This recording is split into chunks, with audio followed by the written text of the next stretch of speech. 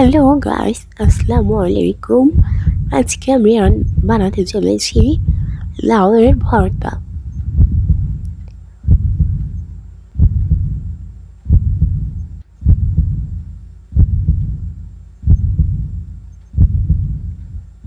প্রথমে আমি একটি প্যানে তেল বসিয়ে দিব।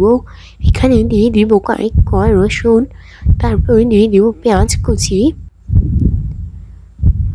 কুচি দিয়ে আমি ওগুলোকে ভালো করে নেড়ে নিব। ভালো করে ভাজা হয়ে গেলে লাল লাল হয়ে আসলে তখনই আমি এখানে বেশি করে কাঁচামরিচ দিয়ে দিব। কাঁচামরিচ দিয়ে ভালো করে এগুলো ভেজে নিব। তারপরে এখানে ধুয়ে রাখা লাউগুলো দিয়ে দিব।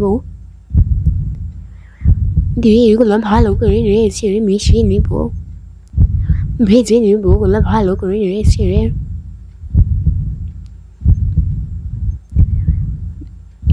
একটু ভেজে আসলে এখানে আমরা দিয়ে দিব স্বাদ মতো লবণ।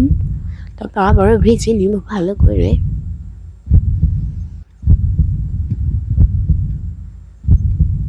যখন এগুলো নরম হয়ে আসবে তখন আমরা ওগুলো চুলা থেকে নামিয়ে নিব।